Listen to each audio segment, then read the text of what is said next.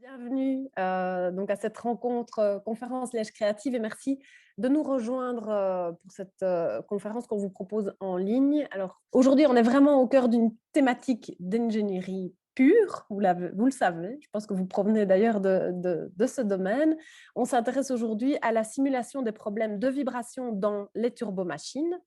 Alors, le sujet des machines tournantes, c'est une problématique qui a beaucoup évolué. Les outils et méthodes en la matière ont connu de nombreux développements et Samtech, Siemens aujourd'hui, fait vraiment partie des entreprises qui ont été le plus loin dans ce domaine et en la matière. Et ça, Caroline Reich nous en parlera d'un point de vue même un peu historique.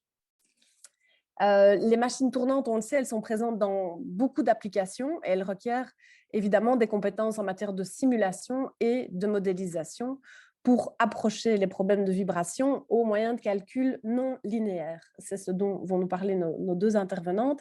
Et d'abord Caroline Reich, qui a rejoint Samtech, alors aujourd'hui c'est Siemens, tu nous en diras peut-être un petit mot également, donc qui a rejoint cette structure il y a maintenant 15 ans.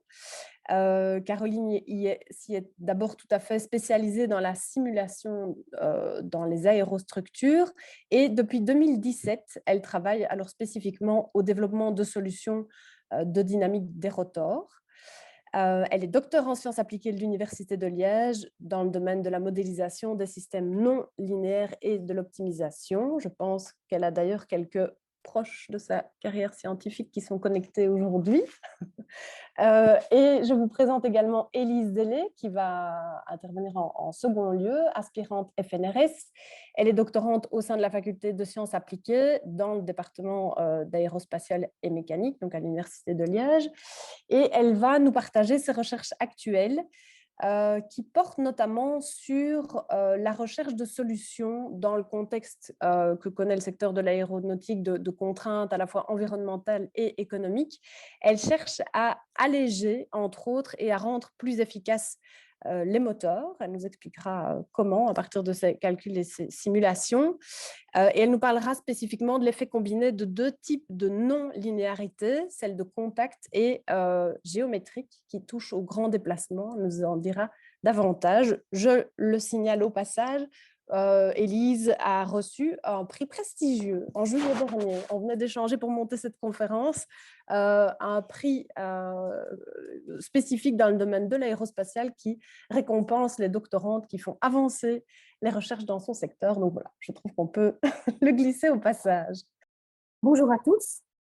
Merci aussi Delphine pour cette invitation à la conférence de Liège Créative. Et effectivement, aujourd'hui, je vais vous parler des défis pour la simulation des problèmes de vibration dans les turbomachines. Alors tout d'abord, de quelle turbomachine parle-t-on? Alors ici, dans la dynamique des rotors, on va s'intéresser aux problèmes de vibration dans les moteurs d'avion. Je vais mettre voilà, dans les moteurs d'avion, dans les turbines à gaz, les turbines à vapeur, dans les turbopompes, les pompes centrifugeuses, les turbochargeurs, pour en citer quelques-uns. Et toutes ces turbomachines, évidemment, ont des utilisations différentes, mais elles possèdent quelques points communs. Notamment, ce sont des assemblages de parties tournantes, de parties fixes, et des éléments de connexion entre ces parties tournantes et ces parties fixes, donc les fameux paliers. On va calculer aussi des scénarios qui sont assez typiques en dynamique des rotors, comme le calcul des vitesses critiques, l'étude de la stabilité, ou alors l'étude d'effets de défaut sur les rotors, comme par exemple des déséquilibrages ou des désalignements, ou encore la machine qui va faire un run-up, donc un démarrage. Et globalement, on va étudier la survie du système suite à toutes sortes d'excitations extérieures dans le domaine fréquentiel ou dans le domaine temporel. Alors aujourd'hui, j'ai choisi de vous parler de 4 défis. Bien sûr, on peut en citer beaucoup, mais ici, j'en ai choisi 4. Le premier défi est le défi des gros modèles et des scénarios réalistes. Donc en réalité, pour notre assemblage, on va essayer d'avoir le modèle le plus réaliste possible. Et si on prend en compte beaucoup de choses, on peut vite arriver à des gros modèles qui vont être difficiles à gérer alors. Et donc, on va voir un petit peu comment on peut gérer ces gros modèles et quelles stratégies existent-ils. Le deuxième défi, c'est l'harmonisation des outils de simulation. En effet, aujourd'hui, on a très fortement la demande et le souhait de nos utilisateurs de pouvoir utiliser une plateforme commune pour différentes disciplines, de sorte que différents départements, différentes équipes utilisent quelque part le même outil. Et donc, lorsqu'ils vont chercher à apprendre une nouvelle discipline, ben, ils restent dans la même plateforme. Et donc, ils sont déjà en terrain connu, ils peuvent aussi partager des modèles, partager des informations. Donc ça, c'est l'harmonisation des outils. C'est notre défi numéro 2.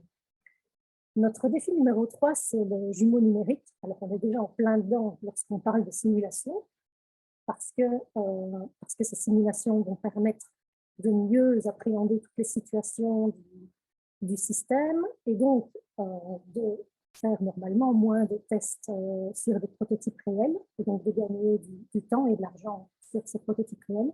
Mais qu'en est-il de l'acquisition de données sur ces prototypes réels? Donc, nous allons aborder ce sujet-là. Et le quatrième challenge, c'est justement les nouveaux défis du domaine qui nous sont apportés par les nouveaux designs de nouvelles machines tournantes ou de nouvelles applications. Alors, pour illustrer le premier défi des gros modèles, ici est une petite vidéo. Alors, j'espère que ça ne va pas tout couper, parce qu'on a essayé et j'ai perdu complètement la présentation. Donc, on va voir une petite vidéo ici qui illustre quelques caractéristiques des modèles qu'on résout. Donc, ici, on a une machine tournante, donc c'est une turbine à gaz Siemens, et le modèle est quasiment axisymétrique. Il y a certaines propriétés de symétrie que l'on peut mettre en évidence. On a un assemblage de parties tournantes, de parties fixes avec ces éléments de connexion, les fameux bearings. Donc ici, on a quand même un gros modèle sur lequel on va devoir analyser dans différentes conditions de température, de pression. On va vouloir calculer les vitesses critiques, sa stabilité. Et donc, si on utilise ce modèle tel quel, on voit qu'on va avoir beaucoup d'éléments finis, on va avoir un très très gros modèle et donc beaucoup de temps de calcul. Donc, si on pouvait réduire ce modèle, on y gagnerait beaucoup, évidemment, tout en gardant une bonne précision. Donc, par exemple, ici, avec les pales, on peut imaginer une réduction par symétrie cyclique.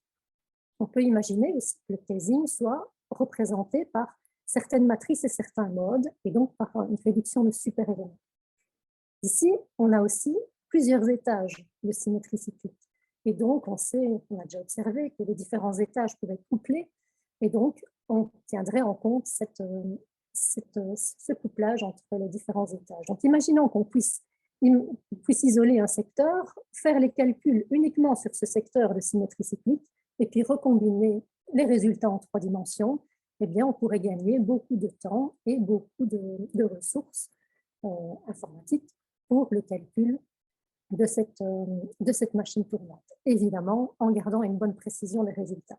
Donc, ceci est un exemple de machine tournante telle qu'on l'a présentée à la première page et pour lequel on va pouvoir réduire et traiter ces modèles-là. Alors, d'autres exemples, et là plutôt on parle de scénarios. Dans la dynamique des rotors, on va chercher à calculer les vitesses critiques sur ces différents types de modèles. On va chercher aussi à calculer les modes de déformation. On va chercher aussi à calculer l'effet de défauts dans le système qui peuvent amener des instabilités comme des déséquilibrages ou des alignements dans le rotor ou au niveau des paliers. Et également, quelque chose de fort utile est de pouvoir prédire l'événement d'une perte de pale sur une machine tournante de ce type-là. Alors bien sûr, les paliers, nous savons qu'ils sont constitués d'huile et donc ils ont un comportement non linéaire. Donc nous avons besoin d'analyses non linéaires pour prendre en compte ces paliers. Et l'amortissement, on sait aussi qu'il joue un rôle déterminant dans le calcul de la dynamique et l'étude des vibrations. Donc nous allons avoir aussi besoin de représenter cet amortissement d'une manière avancée.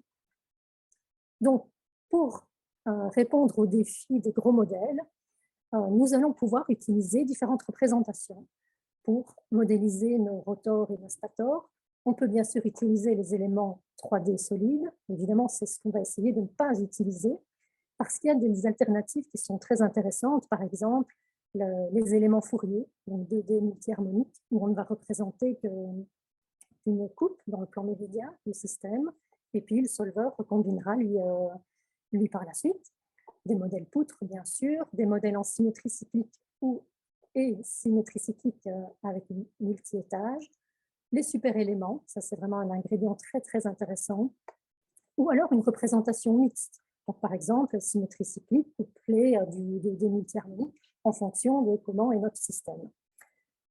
Lorsqu'on va utiliser différentes réductions de modèles, en passant d'un modèle 3D, 2D, cyclique symétrie, super-éléments, on voit que pour une bonne précision des résultats, on va pouvoir gagner énormément de temps parce qu'on réduit très très fortement les degrés de liberté du modèle. Alors, quelques exemples ici. Ici, c'était une présentation qui a été présentée à l'AFEMS en 2015 sur différentes manières de représenter, différentes manières de modéliser une turbine à vapeur.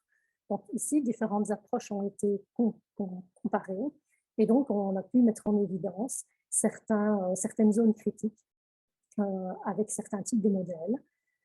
Donc voilà pour une turbine à vapeur. Ici, pour une turbopompe, où cette turbopompe a été représentée avec des éléments axes symétriques de Fourier.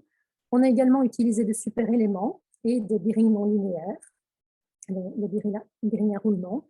Et donc, on a utilisé alors les analyses non linéaires en harmonique et en transitoire.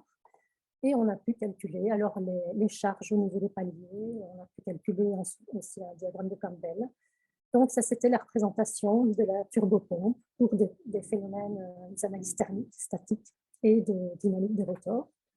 Ici, une turbine à gaz où on a représenté alors le modèle en 2D Fourier et aussi en utilisant un multi-étage en symétrie cyclique.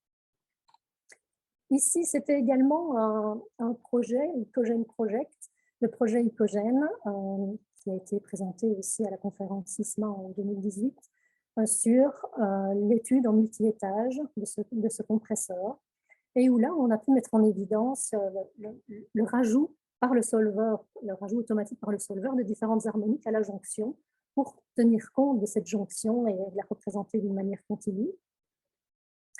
Et ici, plus récemment, alors ça a été une étude de Siemens Energy qui a été présentée à Turbo Expo en juin dernier, où ils ont étudié sur un turbogénérateur les vibrations et les interactions donc, au niveau à la fréquence de résonance des pales. Donc on a ici tout un arbre qui était représenté avec un modèle poutre, et puis des discobagés qui étaient représentés par un modèle 3D. Alors, comme ils subissent des larges déformations, on verra ça, des grandes déformations, ça on verra avec les visites plus tard, ces modèles sont représentés en repère tournant. On a utilisé des super-éléments tangents, alors, parce que le modèle est non linéaire. Et ici, on a développé pour eux, et donc maintenant, ça va être disponible dans le produit, des super-éléments paramétriques où, à partir de plusieurs super-éléments correspondant à des vitesses de rotation précises, on peut alors définir par interpolation un super-élément qui est valable pour toutes les vitesses de rotation. Et ici, en comparant différentes modélisations et avec cette modélisation que je viens d'expliquer, ils ont pu mettre en évidence une interaction entre l'arbre et le discobagé, et donc un transfert d'énergie qu'ils avaient observé dans la réalité, un transfert d'énergie entre cet arbre et ce disque à la fréquence de résonance, autour de la fréquence de résonance des pales. Donc voilà, c'est quelque chose de plus récent, alors, qui est dans le solveur et qui va arriver alors donc, exposé dans le produit. Voilà, donc ça c'était notre premier défi. Le deuxième défi est donc l'harmonisation des outils de simulation. Alors cette harmonisation, elle a d'abord commencé chez nous, parce que donc, SAMSEF s'est développé depuis 1965, le développement a démarré à l'Université de Liège. Ensuite, en 1986, SAMSEF est commercialisé par Samtec.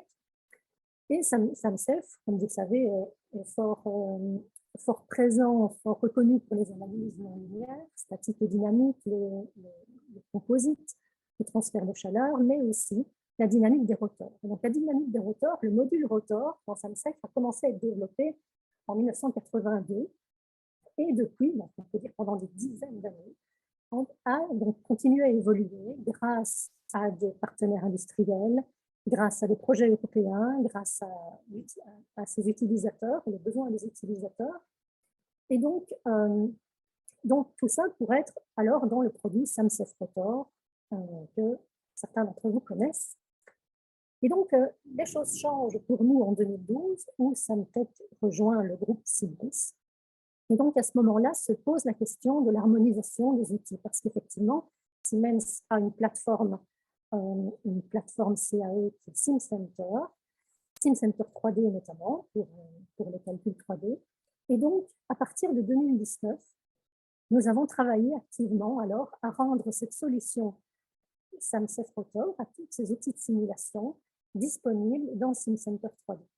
Donc maintenant, nous avons dans SimCenter 3D Rotor Dynamics, qui est la nouvelle génération des solutions Rotor, qui est basée, cette solution-là est basée sur la technologie de SAMSEF Rotor et est donc intégrée dans la plateforme CAE de Siemens, qui est SimCenter 3D. Donc, depuis 2019, nous travaillons à l'intégration progressive de ces fonctionnalités. Donc, en gros, les fonctionnalités, elles sont déjà dans Solver, mais nous travaillons à les exposer dans l'interface graphique. Donc, SimCenter, c'est aussi, ce n'est pas que de la dynamique des rotors, c'est aussi beaucoup d'autres choses, comme même de la dynamique des fluides, de calcul électromagnétique, des simulations système, et aussi du physical testing, on touchera un mot tout à l'heure. Et dans les simulations numériques, il y a le calcul de structure, mais il y a aussi la dynamique des structures et la dynamique des roteurs. Alors, le fait d'être dans SimCenter 3D, ça présente des avantages, c'est-à-dire qu'en étant dans SimCenter 3D et en faisant les calculs rotors, on a accès à toutes sortes d'outils d'office, parce qu'on est déjà dans cette plateforme-là, comme la création de géométrie, comme des outils de maillage, de l'optimisation, du management de données. Donc ça, tout arrive, tout est disponible grâce à SimCenter 3D. Et les bénéfices, alors pour les utilisateurs, sont nombreux. C'est que si un modèle change, par exemple, eh bien, les différents utilisateurs peuvent avoir facilement accès à ces changements dans le modèle. Ils peuvent facilement partager des modèles, partager des données. Quelque chose de vraiment fort utile est que si un paramètre change dans la géométrie, le maillage peut être adapté automatiquement et il suffit de relancer la simulation sans avoir rien d'autre à changer. Donc, ça veut dire qu'on peut vraiment gagner du temps et on peut apprendre plus facilement aussi une nouvelle discipline vu que tout se trouve dans le même environnement avec la même philosophie. Donc, à ce moment-là, on peut gagner du temps et ça améliore la collaboration entre les équipes. Donc, pour ce qui est de la dynamique des rotors, on a donc des solutions dédiées qui vont nous permettre de calculer les vitesses critiques, les analyses de stabilité, les fameux diagrammes de Campbell, les réponses forcées en réponse harmonique et transitoire et statique aussi, donc des analyses statiques. On a prévu différents scénarios qui sont tellement classiques dans la dynamique des rotors qu'on a prévu qu'il soit facile à mettre en données, comme le déséquilibrage et le désalignement. Et dans l'environnement, dans le pré-poste, à ce moment-là, on peut préparer toutes nos données, définir quel est notre rotor, préparer des réductions de modèles, des super-éléments, et voir évidemment tous nos résultats dans SimCenter 3D. Donc, comment ça marche globalement? C'est qu'on prépare notre géométrie dans l'environnement CAD. Ensuite, on peut mailler, alors différents modèles, assembler différents modèles, préparer nos connexions. Dans la partie simulation, on va identifier quelles sont les parties tournantes, donner par exemple une fonction pour la vitesse de rotation, et puis définir toutes nos données, choisir la solution, choisir ce qu'on souhaite calculer, définir nos charges, nos conditions limites, et ensuite lancer le calcul et récupérer les résultats dans SimCenter 3D. Donc, par exemple, les distributions d'énergie par groupe d'éléments, montrer et animer les déformés, recombiner en 3D des résultats calculés sur un rotor 2D, comme on voit ici, et en symétrie cyclique. Donc, voilà le process dans SimCenter 3D. Donc, quelques points importants à retenir de cette solution-là, c'est que on peut traiter donc, des modèles, des gros modèles, grâce à des stratégies efficaces de réduction de modèles, par exemple du 2D, par exemple de la symétrie stricte, ou même combiner différents types de modélisation pour s'adapter au mieux au modèle. Bien sûr, plusieurs rotors qu'on peut étudier en même temps, et grâce aux analyses non linéaires qui sont donc dans SciSet. On peut avoir plus d'infos, il y a un webinaire qui est disponible gratuitement, il y a différents blog posts aussi qui ont été réalisés. Et donc ça, pas de souci. Notre troisième outil, je n'ai pas bien vu à quelle heure on avait commencé, mais notre troisième défi, pardon, c'est le défi du jumeau numérique. Donc, nous sommes déjà en plein dedans avec le développement des simulations. Mais ici, ce qui se passe, c'est que donc, il existe aussi des outils pour acquérir des données sur des rotors. Donc, effectivement, dans SimCenter, donc, nous, on était dans la partie Mechanical Simulation. Il y a aussi une partie Physical Testing. Pour ça, il y a différents outils, notamment SimCenter Test Lab. Et SimCenter Test Lab va permettre d'enregistrer et de traiter les données, notamment ici sur des rotors. Donc,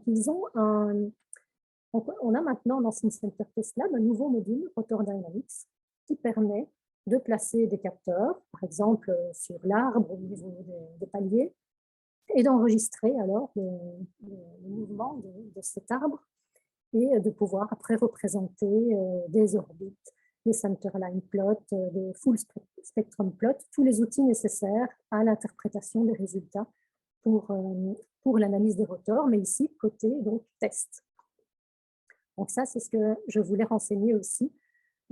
Et si vous voulez plus d'infos, il y a un webinaire qui était également disponible et je pourrais vous renseigner aussi auprès de mon collègue. Donc, c'était le défi numéro 3, le jumeau numérique. Et ici, le défi numéro 4, ce sont donc les nouveaux designs et les nouvelles applications. Et effectivement, maintenant, nous avons des nouveaux défis à réaliser. Donc, tout le monde sait que des nouveaux sujets des sujets fort tendance sont les moteurs électriques. Et donc, effectivement, on devrait pouvoir bientôt simuler d'une manière plus automatique, plus couplée, ces vibrations de notre turbomachine, de notre système tournant dans un champ électromagnétique, et donc mettre à jour les forces en fonction de la déformée du rotor qui a changé le champ électromagnétique. Donc ça, c'est toute une problématique qui est fort importante pour nous. Également, les rotors obagés, donc les propellers, les pales d'hélicoptères, les drones, etc., nous amènent aussi à développer de nouvelles méthodes pour étudier ces systèmes. Donc, nous sommes actuellement aussi à travailler là-dessus. Les modèles de paliers, ça c'est toujours important et tellement essentiel pour la simulation que c'est un sujet qui est aussi en un intérêt constant. Et les non-linéarités, parce qu'effectivement, ces pales, comme on l'avait vu dans l'exemple de Siemens Energy, ces pales qui sont fines, longues, flexibles, donc ce sont du coup des modèles non linéaires qu'on doit traiter donc avec attention. Et ce sujet-là sera une transition aussi parfaite vers le sujet de Lise, qui viendra juste après. Donc ça, ce sont les nouveaux défis et les nouveaux sujets qui nous occupent actuellement. Donc en conclusion, pour notre défi numéro 1 des modèles réalistes et des scénarios réalistes, nous avons développé des stratégies de réduction de modèles et également des analyses qui sont dédiées au calcul des rotors, de l'étude des vibrations et donc la mise en données facile des scénarios classiques. Pour l'harmonisation des outils, nous avons, avec Siemens et les collègues et les différentes disciplines, capitalisé tous ces outils de simulation et toutes ces disciplines dans un environnement CAE unique. Pour le jumeau numérique, nous avons donc tout ce que nous développons en simulation permet de faire moins de tests coûteux sur des prototypes réels. Et ici, nous avons aussi la possibilité d'acquérir des données de mesure et de monitorer ces données et interpréter ces données au moyen d'outils comme TestLab, Rotor Dynamics. Et les nouveaux challenges, alors, ce sont les moteurs électriques, ce sont les rotors roubages, ce sont des nouveaux challenges qui vont nous permettre d'aller plus loin dans l'étude des vibrations des machines tournantes. Donc voilà, je vous remercie pour votre attention. J'espère que vous avez des questions et donc après, n'hésitez pas à me contacter. Bonjour à toutes et à tous et merci beaucoup à Liège Créative de m'accueillir aujourd'hui et d'avoir organisé cette rencontre. C'est un grand plaisir pour moi aujourd'hui de vous présenter les développements récents dans le domaine des turbomachines et plus spécifiquement les défis à relever en ce qui concerne les simulations numériques. Alors, ma présentation aujourd'hui sera principalement basée sur mon expérience dans le laboratoire du professeur Golinval à l'Université de Liège et du professeur Bataille à Polytechnique Montréal. Contrairement aux activités de Siemens qui viennent d'être présentées par Caroline et qui touchent vraiment aux turbomachines dans leur ensemble, on va ici se concentrer sur un composant particulier des turbomachines, le disque roubager, et encore plus spécifiquement à ses interactions avec le carter qui l'entoure. Alors pour commencer, je commencerai donc par resituer un peu le contexte de nos activités en faisant le lien bien évidemment avec le contexte industriel qui motive les nouveaux développements. Puis je décrirai l'intérêt de réaliser des simulations numériques précises et efficaces et parlerai un peu plus spécifiquement de mon domaine de recherche. Et puis finalement, je conclurai par les défis et les obstacles qu'il reste à surmonter. On peut commencer par le premier point. Quel que soit le domaine d'application, on va trouver dans les turbomachines des interactions de type contact à plusieurs endroits, que ce soit entre les aubes, donc au niveau des nageoires ici, on a des interactions de contact entre les arbres et les paliers, on a des interactions de contact au pied d'aube, donc entre les aubes et le disque, et puis des interactions de contact entre les aubes et le carter.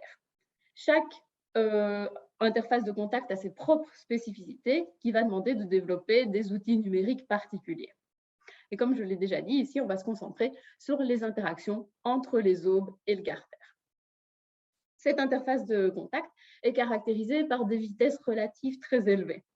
Donc, on a des vitesses relatives entre les aubes qui tournent et le carter qui, lui, reste fixe. Donc, à l'interface de contact, on a des vitesses relatives entre les deux composants de l'ordre de 500 mètres par seconde. Ensuite, deuxième point, on a une grande influence du jeu. Donc, le jeu, c'est la distance entre le bout de l'aube et le carter. On a une grande influence de ce jeu sur la dynamique de la structure. Donc, ça veut dire que pour décrire correctement ces interactions, on doit développer des modèles qui sont extrêmement précis pour prédire le déplacement à l'interface de contact, donc le déplacement en bout d'aube. Et puis, c'est particulièrement intéressant d'étudier ces interactions de contact parce qu'elles vont donner lieu à ce qu'on appelle un raidissement au contact de la structure. On en reparlera plus tard, mais ce raidissement au contact a comme conséquence de déplacer les vitesses critiques de la structure par rapport à celles qui seraient prédites avec un modèle linéaire. Donc, c'est particulièrement utile et nécessaire de développer des modèles qui permettent de prédire ces vitesses critiques, puisque ce sont des vitesses à éviter lorsqu'on utilise le moteur. Ces types d'interactions en contact se produisent dans les turbomachines qu'on rencontre dans plusieurs domaines d'application, que ce soit dans le domaine aéronautique, en génération de puissance ou dans les industries automobiles ou navales. En fonction des domaines, les motivations sont toutefois différentes.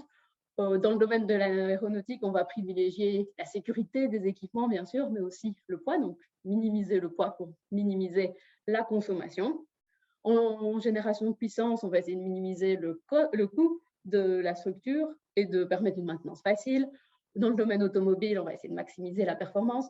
Donc voilà, les défis sont différents dans les différents domaines. Et ici, on va se concentrer sur des applications dans le domaine de l'aéronautique.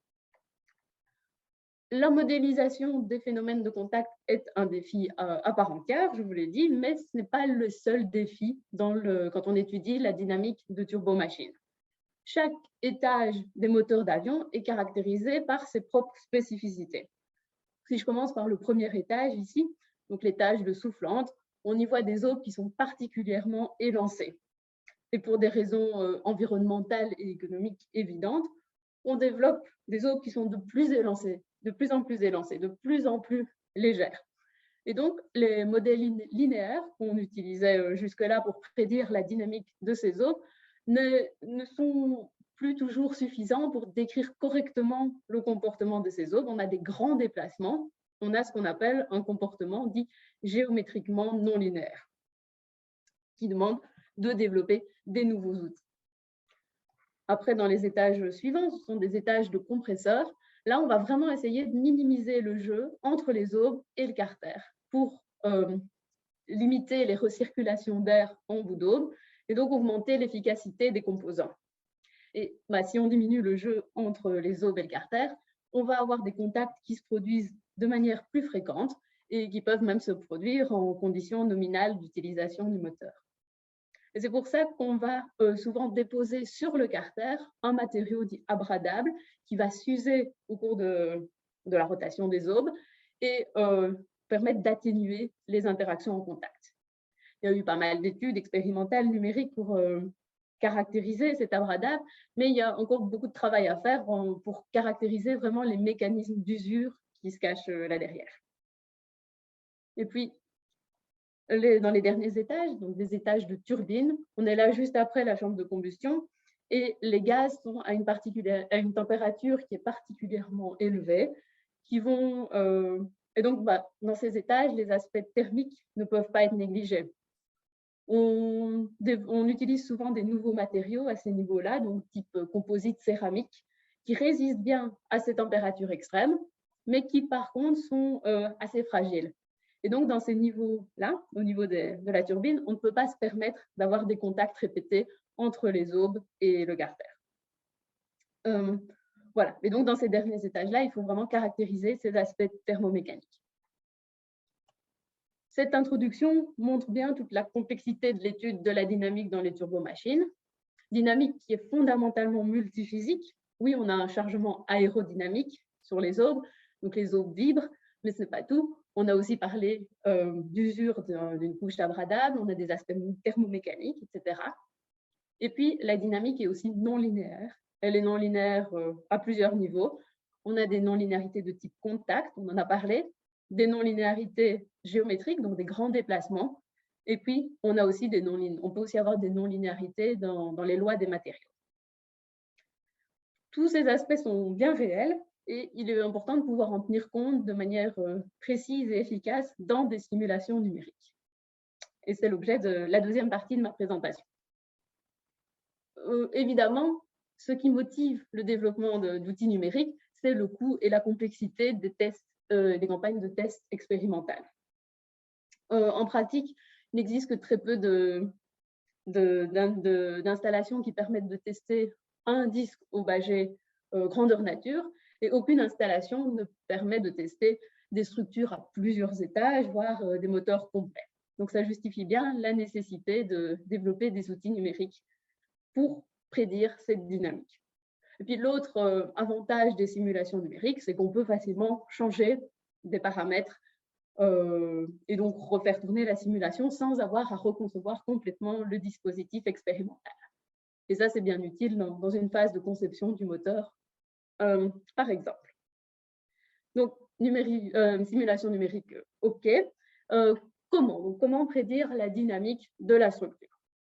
On distingue deux paradigmes pour calculer la réponse de la structure, donc étudier sa dynamique. On a d'une part des méthodes qui sont basées sur de l'intégration temporelle, et puis d'autre part des méthodes fréquentielles, donc par exemple celles qui sont basées sur la méthode d'équilibrage harmonique, donc HBM. Pour les méthodes d'intégration temporelle, l'idée est simple, on part de conditions initiales et puis on progresse dans le temps, on avance progressivement dans le temps pour calculer la réponse de la structure. Par exemple, ici, je représente la réponse de cette aube qui est en rotation autour de l'axe EZ et qui vient périodiquement rentrer en contact avec le carter qui l'entoure. Donc, on voit bien ici que le déplacement est limité en haut, justement, par la présence de ce carter. Et dans ce signal, on distingue deux phases, une phase transitoire en rouge, et puis la réponse se stabilise et on a un régime qu'on appelle qu'on qualifie de permanent. Ce qu'on peut faire, c'est reporter ici l'amplitude de ce régime permanent sur une courbe de réponse en fréquence, comme on l'appelle, c'est-à-dire ici sur le graphique, où je représente l'amplitude en régime permanent en fonction de la vitesse de rotation. Et pour information, ici, la courbe en grise correspond à la courbe de réponse en fréquence dans le cas linéaire, donc sans contact. Sans contact, si j'excite la structure à une certaine fréquence, moi, je vais avoir le phénomène de résonance linéaire traditionnelle, ici, qui a lieu à la première fréquence en flexion de ma structure. Et on remarque déjà, mais on y reviendra, que ce point bleu-là n'est pas du tout sur la courbe linéaire, qui montre bien que voilà, l'effet du contact et des non-linéarités. Bref, ici, on a fait l'exercice à une vitesse, on a un point, mais rien ne nous empêche de refaire l'exercice à toute une série de vitesses, soit en augmentant la vitesse, donc en parcourant la courbe de gauche à droite, soit ici, en la diminuant, donc en parcourant la courbe de droite à gauche. Ça, c'est pour les méthodes d'intégration temporelle. Après, on a des méthodes fréquentielles. Et les méthodes fréquentielles, elles, permettent directement de calculer cette courbe de réponse en fréquence, donc la courbe orange, qui nous donne, pour une vitesse de rotation donnée, directement l'amplitude de la réponse en régime établi. Par contre, les méthodes fréquentielles ne nous fournissent aucune information sur ce qui se passe ici, donc ce qui se passe dans le régime transitoire. Petite parenthèse ici, pour vous montrer la différence entre les courbes de réponse en fréquence linéaire, donc celle en grise dont je parlais tout à l'heure, et la courbe orange, qui est la courbe non linéaire. Donc, vous voyez que la courbe de réponse en fréquence s'est inclinée. Donc, que le maximum d'amplitude ici, que l'amplitude est diminuée, c'est une chose, mais que surtout, elle a été décalée vers les plus grandes vitesses. Et donc, c'est ce phénomène de raidissement au contact dont je vous parlais. En fait, à la vitesse de rotation qui correspond à la fréquence naturelle, la réponse est tout à fait acceptable, mais le pic d'amplitude a été décalé vers la droite. Chaque méthode, donc les méthodes temporelles et fréquentielles, ont leurs propres avantages et leurs inconvénients, et elles ne permettent pas de calculer les mêmes choses aussi facilement les unes que les autres. Donc, par exemple, pour les méthodes d'intégration temporelle, elles sont facilement et largement compatibles avec les algorithmes de contact qui existent, qui ont été développés dans l'espace temporel. Puis ces méthodes d'intégration temporelle peuvent aussi facilement être étendues au cas de problèmes multiphysiques. Donc, on peut facilement ajouter des aspects thermiques dans ces simulations-là. Comme on l'a dit, elles permettent de calculer n'importe quel type de réponse. Des réponses transitoires, des réponses chaotiques, des réponses qui ne sont pas périodiques. Par contre, elles ne permettent pas facilement de nous donner la compréhension qualitative qui est nécessaire pour étudier le système. Donc, il y a des interactions, il y a des amplitudes plus élevées, on peut les quantifier, mais par contre, comprendre d'où elles viennent, ce qui se passe, c'est plus compliqué. Par contre, les méthodes fréquentielles, elles, vont nous fournir cette compréhension qualitative. Et elles nous permettent aussi facilement de prédire la stabilité des solutions qu'on obtient et de détecter aussi des phénomènes de bifurcation. Comme je l'ai dit, elles ne permettent pas de calculer des réponses transitoires. Et ça, c'est un peu embêtant, par exemple, quand on fait des simulations, qu'on souhaite étudier la dynamique d'une structure avec usure d'un abradable, puisque l'usure de l'abradable va précisément se produire pendant la phase transitoire de la réponse. Donc, pour le moment, on ne sait pas utiliser des méthodes fréquentielles et les combiner avec l'usure de l'abradable. Puis, l'autre problème des méthodes fréquentielles, c'est qu'elles peuvent rapidement devenir coûteuses quand le nombre de degrés de liberté non linéaire augmente. Donc, ça veut dire que pour des non-linéarités localisées, par exemple, quand on a du contact juste en bout d'aube, on peut utiliser des méthodes fréquentielles. Par contre, pour des non-linéarités distribuées, donc par exemple des non-linéarités géométriques qui sont réparties dans toute l'aube, c'est plus compliqué, ça peut vite devenir coûteux. Donc, en bref, les deux stratégies sont nécessaires et doivent continuer d'être développées en parallèle. Dans les deux cas, que ce soit pour l'intégration temporelle ou les méthodes fréquentielles, réaliser des simulations directement sur le modèle élément fini complet est extrêmement coûteux, et ça, Caroline en a parlé juste avant aussi. Et quand on combine des non-linéarités géométriques avec des non-linéarités de contact, par exemple, c'est même presque pas réaliste de vouloir faire des simulations directement sur le modèle élément fini complet. C'est pour cette raison qu'on développe des techniques de réduction de modèle, qui permettent de diminuer la taille du modèle. Dans un contexte linéaire, les méthodes sont assez bien connues. Par contre, quand on veut les généraliser à des modèles non linéaires, donc à une dynamique non linéaire, il y a pas mal de défis à relever. Ici, par exemple, j'étudie une aube dont le modèle élément fini a environ 100 000 degrés de liberté, et on montre qu'on peut construire un modèle réduit qui permet de représenter correctement la dynamique suite au contact, avec un modèle d'une taille environ 35, donc en diminuant de 3 ordres de grandeur à peu près la taille du modèle. Je peux inclure d'autres effets dans la base de réduction, des effets inertiels, donc effet centrifuge ou force de Coriolis. On sait qu'on peut construire une base un peu plus fournie pour tenir compte de ces effets-là et tenir compte de l'évolution de la raideur avec la vitesse de rotation, par exemple, via des modèles paramétriques. Caroline en a touché un mot. On peut aussi tenir compte des non-linéarités géométriques, à nouveau en remplissant un peu plus la base, en ayant une base un peu mieux fournie qui permet de tenir compte de ces phénomènes. Donc ça, c'est pour une aube. Et bien sûr, on peut faire le même exercice pour une roue Aubaget complète. Donc la taille du modèle est grosso modo multipliée par le nombre de secteurs. On peut aussi construire des modèles réduits. Et dans tous les cas, les modèles réduits sont significativement plus petits que le modèle élément fini complet. Et donc ça va se traduire aussi dans les temps de calcul des simulations qui sont derrière. Pour avoir un exemple un peu plus concret, je vais maintenant parler plus spécifiquement de mon travail. Et donc, l'objectif de mon doctorat, c'est de développer une méthodologie qui permette d'étudier de manière numériquement efficace les interactions en contact de disques Aubaget en tenant compte d'un comportement géométriquement non linéaire. Donc, on combine ici deux types de non-linéarité. Qui dit numériquement efficace dit passage par des techniques de réduction de modèles.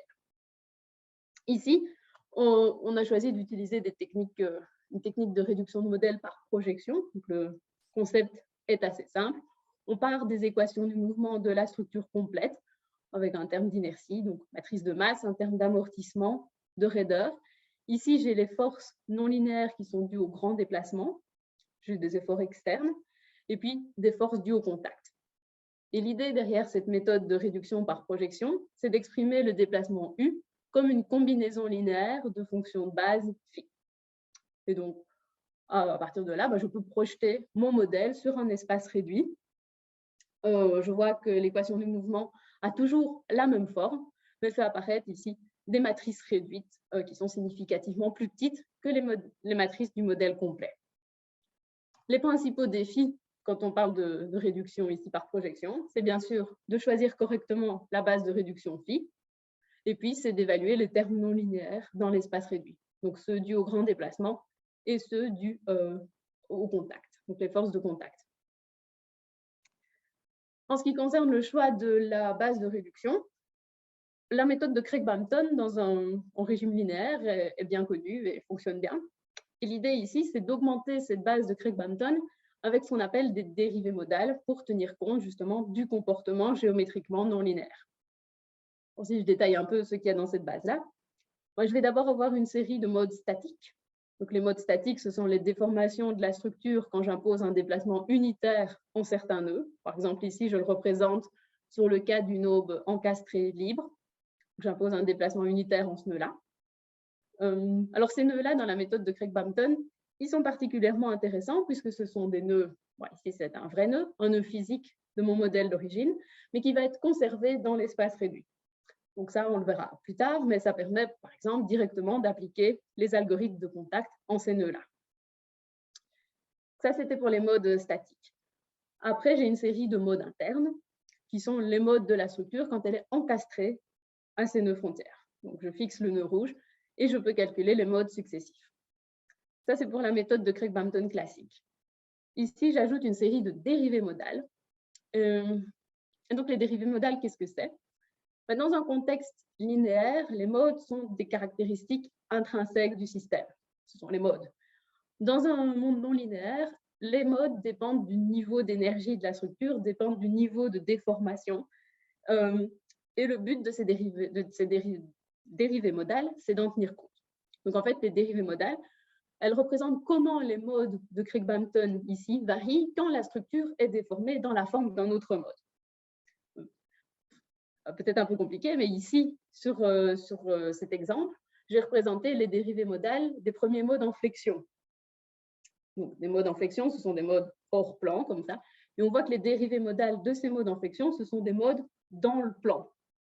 Et ça montre en fait que l'effet de ces non-linéarités géométriques, dans ce cas-là, c'est d'induire un couplage entre les mouvements hors plan et les mouvements dans le plan. Et en ajoutant ces dérivées modales dans la base de réduction, on peut tenir compte de ce comportement géométriquement non linéaire, vraiment intrinsèquement dans la base de réduction. Ça, c'était pour la définition de la base. Ensuite, la deuxième question, c'était l'évaluation des efforts internes non linéaires dans l'espace réduit. Je ne vais pas rentrer ici dans les détails, mais on utilise dans la méthodologie qu'on est en train de mettre en place la méthode STEP. Et dans cette méthode, on exprime ces termes GNL comme un polynôme du troisième degré en termes des coordonnées réduites. Et pour identifier les termes A tilde et B tilde, on réalise toute une série d'analyses statiques non linéaires sur le modèle réduit. Et puis, la dernière question à laquelle il faut répondre, c'est comment évaluer les forces de contact. Et donc là, j'ai déjà donné quelques indices au slide précédent.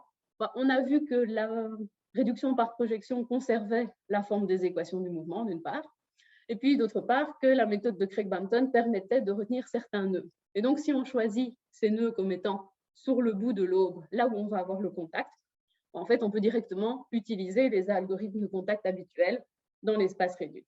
Et ici, en pratique, le contact est traité numériquement par multiplicateur de Lagrange. Cette méthodologie a été appliquée au cas d'une aube, ici, en rotation. C'est la même aube que tout à l'heure, en rotation autour de EZ. Et dans les simulations, le carter ici est ovalisé, de manière à faire apparaître deux zones de contact privilégiées. Et donc, l'influence du carter va avoir comme influence d'exciter l'aube à une fréquence 2 fois supérieure à sa vitesse de rotation. Des résultats en tout cas, sont repris ici sur ces cartes d'interaction. Alors, donc en pratique, qu'est-ce qu'on voit? À gauche, c'est la carte d'interaction où j'ai considéré uniquement des non-linéarités de type contact, et à droite, où j'ai également considéré l'effet des non-linéarités géométriques.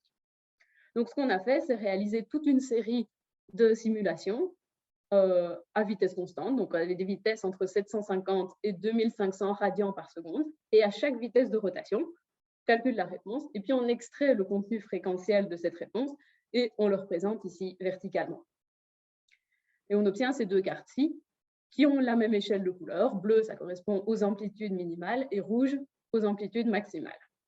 Ensuite, sur ces cartes-ci, on voit encore d'autres choses. On ajoute les droites de fréquence propre. Donc, celle-ci correspond à la première fréquence en flexion de l'aube, la première fréquence en torsion, la deuxième en flexion. Et puis, les droites inclinées, ce sont les régimes moteurs. Donc, ce sont les droites où la fréquence est un multiple entier de la vitesse de rotation. Par exemple, ici, on a le régime moteur 4, où la fréquence vaut 4 fois la vitesse de rotation. Bon, qu'est-ce qu'on voit sur ces cartes? On voit déjà apparaître à un certain nombre d'endroits des interactions. Et ces interactions, ce sont les zones ici où on a des amplitudes plus élevées. Les interactions se produisent proches des intersections entre les droites de fréquence et les régimes moteurs. Donc celle-ci, ici, etc.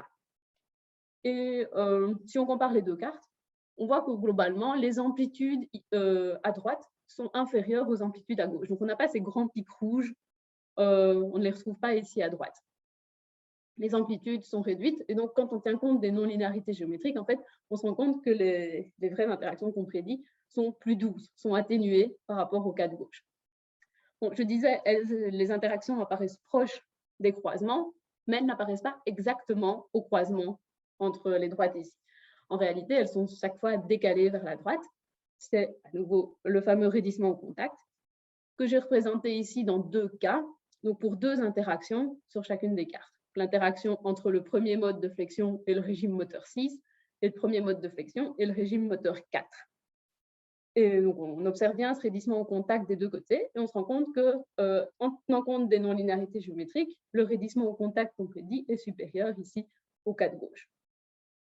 Donc, voilà, ces résultats montre qu'en tout cas, les non-linéarités géométriques ont une influence sur les résultats, ont une influence sur la dynamique des aubes ici qu'on étudie, et donc qu'il est important de pouvoir en tenir compte précisément dans les simulations.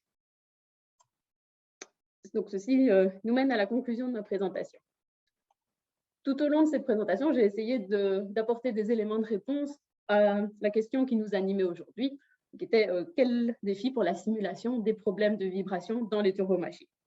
On a mis en évidence toute une série de questions de recherche auxquelles il sera nécessaire de répondre. Et ces questions, je les ai regroupées en deux volets. D'une part, il est nécessaire de mieux comprendre la physique derrière les phénomènes qu'on étudie pour pouvoir les modéliser de manière plus précise, bien sûr. Donc, je pense par exemple aux mécanismes d'usure ou aux aspects thermomécaniques.